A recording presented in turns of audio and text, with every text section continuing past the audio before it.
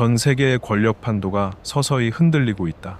하지만 그 진원지는 예상과 달리 조용한 회의실 한켠에서 시작되고 있는지도 모른다. 2025년 11월 중국 베이징에서 개최된 전면적 법치국가 건설 추진회의에 당연히 참석해야 할 두 인물이 자취를 감췄다. 바로 시진핑과 차이치. 그들의 불참은 단순한 일정상의 문제가 아니라는 해석이 조심스럽게 나오고 있다. 동시에 한때 군 내부 개혁의 상징처럼 불렸던 장승민은 이 회의에서의 의전 서열상 대단히 굴욕적인 순번으로 배치되었다. 이 두 가지 장면이 보여주는 것은 과연 무엇인가? 그저 건강 이상이라는 해석으로 넘기기에는 지금의 분위기가 지나치게 조용하고 이상할 정도로 정리돼 있다. 중국 정치 체계에서 군사 분야의 직책은 정치적 권력의 방향성을 가늠하는 가장 예민한 바로미터 중 하나다. 중앙군사위원회 부주석은 정식으로 부국급 지위에 해당하며 이 직책은 이론적으로는 중국의 5 핵심 권력 블록당, 정, 군, 인민대표대회, 정치협상회의 중 군을 대표하는 최상위 계층이다. 그러나 이번 법치국가회의 보도에서 장승민은 그 지위를 무색하게 만드는 순서로 등장했다. 공안부장 왕샤오시, 중앙서기처 서기 류진궈보다도 뒤에 배치된 그의 이름은 상징적으로나 실질적으로나 강등을 의미하는 신호로 읽힐 수밖에 없다. 이는 단지 의전의 문제가 아니다. 장승민은 군기율검사위원회 출신으로 시진핑의 반부패 청산 과정에서 핵심 역할을 맡아왔던 인물이다. 특히 로켓군, 전략지휘부, 장거리 미사일 부대 등 고위 장성들의 숙청이 본격화되면서 장승민은 청소부 역할을 자처한 것으로 평가받았다. 그런 그가 이번 회의에서 조연보다 못한 취급을 받았다는 점은 단순한 권력 재배치 이상의 의미를 가진다.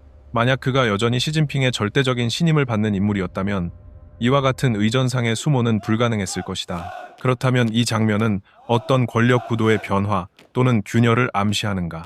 한 가지 시나리오는 장승민이 더 이상 시진핑의 핵심 측근이 아니라는 가설이다. 시진핑이 장승민의 권한을 의도적으로 제약하며 군 내부 권력을 균등하게 나누는 방향으로 선회했을 가능성이 있다. 이는 시진핑이 더 이상 한 손에 칼과 방패를 모두 쥐는 형태의 통치를 고수하지 않겠다는 의지로 해석될 수 있다.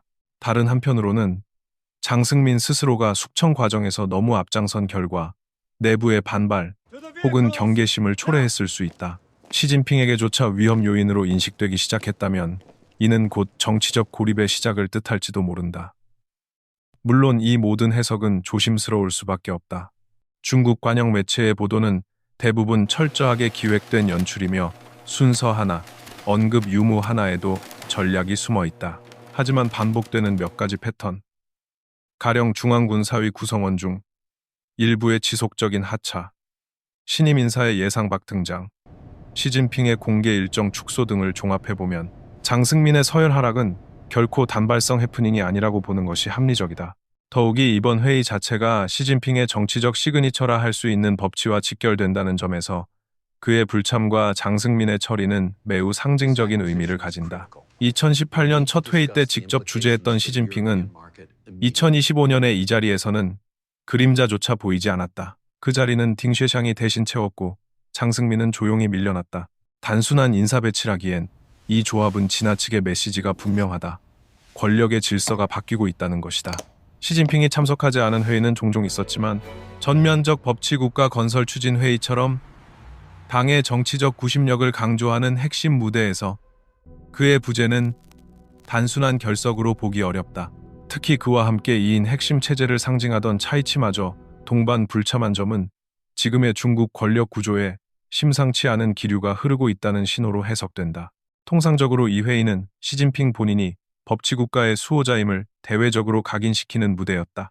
2018년, 2019년, 2020년 모두 그는 주석 또는 위원장 자격으로 직접 참석해 주요 지시를 내렸다. 그가 추구하는 법에 의한 통치는 권위주의 체제 내에서의 통제 메커니즘이자 내부 안정의 수단이었다. 그런데 올해 그는 그 자리를 공석으로 비웠고 지시문 낭독은 딩쉐샹이 대신했다. 이 또한 일종의 권력 이양 혹은 역할 분산으로 읽힐 수 있다. 더불어 차이치의 경우 그의 마지막 공개 활동은 11월 8일 광둥성 매주에서의 시진핑 수행 일정이었다. 그러나 바로 다음 날 시진핑이 광저우 아우티에서 전운회 개막식에 참석할 때 차이치는 모습을 드러내지 않았다. 이후 열흘 넘게 공개석상에서 자취를 감췄고 이번 회의에도 불참했다. 단순한 건강 이상인지 정치적 이탈인지는 확인되지 않았지만 그의 역할이 빠르게 축소되고 있다는 것은 분명하다. 물론 일각에서는 고령의 시진핑이 피로 누적과 건강 문제로 특정 회의를 회피하고 있다는 해석도 있다. 실제로 지난 몇 년간 그는 회의 수를 줄이며 공개 일정을 최소화하고 있으며 중앙정치국 내에는 정책 조율 전담 기구라는 새로운 구조가 도입돼 그 역할을 대체하고 있는 듯한 모양새다. 이 기구는 각종 정책 조율 및 갈등 중재 역할을 맡는 것으로 보이며 시진핑이 더 이상 세부 사항까지 관여하지 않겠다는 의지의 표현일 수 있다. 하지만 문제는 그가 빠진 자리를 누가 채우느냐, 그리고 그 메시지가 어떤 파장을 낳느냐에 있다. 이번 회의에서는 딩 쉐샹이 그의 중요 지시를 낭독했지만 이는 단순 대독 이상의 의미를 가진다. 딩은 현재 국무원 상무부 총리이자 정치국 상무위원으로 사실상 권력 이양의 초기 신호탄이 될 수 있다. 또한 차이치의 부재로 인해 그의 기능이 과도하게 확대되면서 중장기적으로는 권력의 중심축이 바뀔 가능성도 배제할 수 없다. 주목해야 할 또 다른 지점은 회의에 참석한 인물들의 조합이다. 정치국 상무위원 외에도 리수레이 중앙선전부장, 스타이펑 중앙조직부장, 리엄중 전인대 상무부위원장 등 정치국 위원급 인사들이 전면에 등장했으며 장수나 광둥 등 실세 지방 성서기들은 철저히 배제됐다. 이 또한 중앙 집권적 통치 방식이 여전히 유지되고 있다는 것을 보여주는 동시에 특정 세력들의 출연 제한이 이루어지고 있다는 것을 암시한다. 회의 내용을 살펴보면 여전히 시진핑에 대한 절대 찬양은 계속되었다.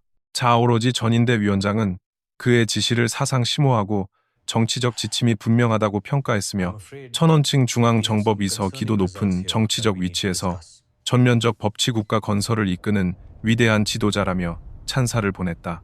하지만 그 중심 인물이 회의에 없다는 점은 아이러니를 넘어 일종의 정치적 공백을 드러낸다. 그렇기에 이번 회의는 오히려 시진핑의 권력 구조에 균열이 시작되고 있다는 우려를 부추긴다. 물론 그의 지시가 여전히 절대적인 영향력을 갖고 있다는 것은 분명하다. 하지만 그 지시가 직접 전달이 아닌 대리 낭독이라는 형식을 거친다는 점은 시간의 흐름 속에서 권력의 중심이 미세하게 이동하고 있음을 보여주는 작은 징후일지도 모른다. 한편 유럽 대륙에서는 또 하나의 전장이 외교라는 이름으로 재편되고 있다. 전쟁은 총탄만으로 끝나지 않는다. 때로는 평화 계획이라는 이름으로 새로운 전선이 펼쳐진다. 최근 트럼프 전 행정부 인사들이 중심이 되어 발표된 28개항의 평화 제안서는 그 자체로 외교적 파문을 불러일으켰다. 겉으로는 전쟁을 끝내기 위한 타협처럼 보였지만 내용을 들여다보면 사실상 우크라이나의 항복을 유도하는 문서에 가까웠다. 이 제안서는 도네츠크와 루한스크 등 동부 지역의 추가 양도, 우크라이나 군 병력의 절반 감축, 핵심 무기 생산 제한, 미국의 군사 지원 축소, 심지어 러시아 정교회의 공식 인정과 러시아어의 공용어 지정 등 하나같이 크렘린이 오랫동안 요구해온 내용들을 담고 있다. 문서 작성에 관여한 인물 중에는 러시아 국부펀드 책임자 드미트리예프도 포함되어 있었으며 미국 측에서는 특사 비시코프가 마이애미에서 우크라이나 국가안보위원회 서기 우메로프를 만나 해당 제안을 전달했다. 그러나 키이우의 반응은 단호했다. 젤렌스키 대통령은 우리는 침략 앞에 무릎 꿇지 않는다는 원칙을 재확인했고 우크라이나 정부는 공식적으로 해당 제안서를 러시아 입장을 그대로 복사한 것이라며 강하게 비판했다. 이러한 태도에는 복합적인 배경이 있다. 첫째, 우크라이나 내부적으로 최근 1억 달러 규모의 원자력 에너지 부패 스캔들이 터지면서 미국 내 우크라이나 지원에 대한 회의론이 커지고 있었다. 일부 분석가는 트럼프 진영이 이러한 틈을 이용해 우크라이나 포기론을 현실화하려는 움직임이라고 해석한다. 둘째, 미국이 2024년 대선을 앞두고 국내 정치에 집중하면서 장기전에 지친 워싱턴이 출구 전략을 물색하고 있다는 관측도 존재한다. 셋째, 유럽 국가들이 개별적인 안보 이해에 따라 제각기 다른 스탠스를 취하고 있어 우크라이나는 전면적인 지지 대신 조건부 지지라는 새로운 현실에 직면하고 있다. 그럼에도 불구하고 우크라이나는 스스로 협상안을 준비하고 있다. 젤렌스키 대통령은 최근 터키의 수도 앙카라를 방문해 유럽연합과 공동으로 마련한 대안 평화 프레임워크를 제시했다. 이는 러시아의 군대 완전 철수, 점령지 반환, 전범 처벌, 에너지 및 곡물 수출 통로 확보 등을 담고 있으며 크렘린이 결코 수용할 수 없는 요구들이 포함되어 있다. 이러한 상반된 평화안은 사실상 협상의 여지를 없애는 결과를 초래하고 있으며 향후 협상 테이블이 다시 열리기까지는 상당한 시간이 필요할 것으로 보인다. 실제로 앙카라 회담은 완전히 결렬됐다. 미국 특사 비시코프는 젤렌스키, 터키 외무장관과의 3자 회담을 기획했으나 젤렌스키가 미국의 제안에 전혀 관심을 보이지 않자 회담 자체가 연기되었다. 이는 단순한 외교적 이견을 넘어 미국과 우크라이나 사이의 전략적 간극이 커지고 있음을 보여주는 상징적 장면이었다. 특히 젤렌스키가 공개적으로 유럽 안보 협력 기구와의 공조를 강조하고 있다는 점은 워싱턴 중심의 외교 구도가 유럽 중심으로 이동하고 있다는 신호로도 읽힌다. 이러한 정황은 우크라이나가 점차 외교 독립성을 강화하고 있음을 의미한다. 더 이상 미국의 전략에 무조건적으로 따르지 않고 유럽 및 다른 파트너들과의 다변화된 외교 경로를 통해 자신의 안보를 설계하려는 시도이다. 동시에 이것은 미국 내 고립주의 경향과 전쟁 지원 피로감에 대한 대응이기도 하다. 종합적으로 보면 우크라이나의 거부는 단순한 자존심의 문제가 아니라 자국의 생존과 주권에 대한 철저한 계산의 결과다. 러시아가 여전히 핵무기 사용 가능성을 시사하며 협박을 강화하는 가운데 우크라이나는 장기전 준비에 들어가고 있다.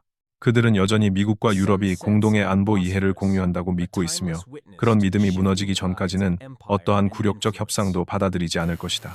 평화는 중요하지만 침묵 속의 굴복은 평화가 아니라 또 다른 전쟁의 씨앗일 수 있기 때문이다. 2025년 가을 뉴욕 브루클린 연방법원에서는 한 건의 형사 재판이 진행되고 있었다. 피고인은 미국 뉴욕주 정부의 전직 고위 보좌관인 T1. 그러나 이 사건은 단순한 서류 위조나 공문서 사기 사건으로 끝날 사안이 아니었다. T1은 당시 뉴욕주 부지사였던 캐시 호컬의 서명을 위조해 중국 허난성의 고위 정치인들을 공식 초청하는 편지를 조작했다. 문제는 이 편지가 단지 의전적 초청장이 아니라 뉴욕 주 정부와 중국 지방 권력 간의 접점을 인위적으로 만들어내려는 정치적 개입 시도의 일환이었다는 점이다.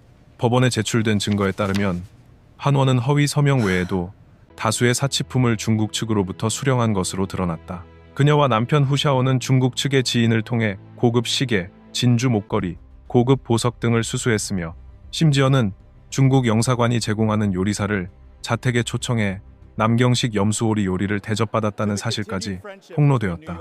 이 모든 행위는 단순한 개인적 뇌물 수수라기보다는 중국 정부의 조직적 영향력 작전, 인플루엔서 어퍼레이션의 실체를 보여주는 사례로 해석되고 있다.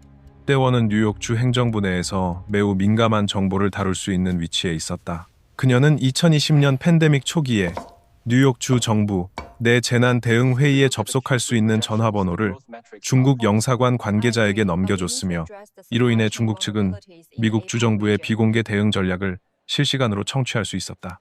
이러한 행위는 명백히 외국 대리인 등록법 FARA 위반에 해당할 수 있으며 단순한 위법을 넘어 미국 내 주권 체계의 근간을 흔드는 중대한 사안이다. 더욱 충격적인 점은 구원이 단독으로 이런 일을 저지른 것이 아닐 수도 있다는 점이다. 그녀는 뉴욕 주전임 주지사 앤드루 쿠오모 시절부터 주정부 내 고위 인사들과 두터운 관계를 맺고 있었으며 중국 측은 이러한 네트워크를 활용해 다양한 형태의 정책 접근 로비를 전개한 정황이 있다. 이는 단순한 문화 교류가 아니라 체계적이고 장기적인 영향력 투사의 일환이다. 이 사건은 단지 개인의 일탈로 보기 어렵다. 미 연방수사국 FBI는 백원과 관련된 자택 수색을 통해 수많은 중국 관료의 명함, 중국식 고급 선물, 대규모 계약서 복사본 등을 확보했으며 그녀의 남편이 운영하는 해산물 수출입 기업이 중국 국유 기업과 밀접한 관계를 맺고 있었다는 정황도 밝혀졌다. 이러한 구조는 중국 정부가 해외에서 활용하는 공작형 네트워크의 전형적인 형태와 유사하다. 미국은 물론 세계 각국은 이미 수년 전부터 중국의 이른바 샤프 파워샵, 은밀하면서도 정교한 방식의 정치, 문화적 영향력 확대 전략에 대해 우려를 표해왔다. 하지만 이번 사건은 그 우려가 단순한 가능성이 아니라 이미 실행되고 있는 현실임을 상징적으로 보여주는 사례다. 또한 원원이 집중적으로 활동한 시점은 트럼프 행정부의 대중 강경 기조와 겹쳐 있으며 이는 중국 측이 지방정부 차원에서 우회로를 활용하려 했던 전략과 연결된다. 연방정부가 강경해질수록 지방정부 혹은 중간 권력층을 우회하여 영향력을 행사하는 방식이 더욱 중요해졌고 외원은 그런 구조 속에서 지렛대 역할을 맡았던 것으로 보인다. 이 사건의 향후 법적 결말이 어떻게 나든 간에 그것이 남기는 정치적 교훈은 명확하다. 중국은 단순한 군사력이나 경제력만으로 외교를 하지 않는다.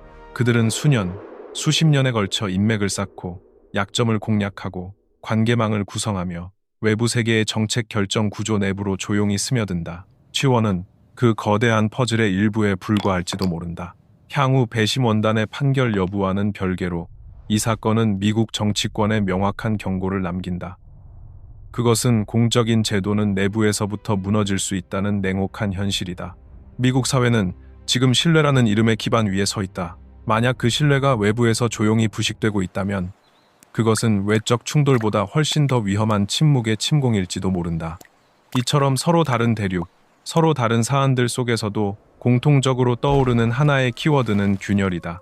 중국에서는 절대 권력으로 군림하던 시진핑이 주요 회의에 불참하고 과거 군을 장악했던 장승민이 의전 서열에서 굴욕적인 순위로 밀려났다.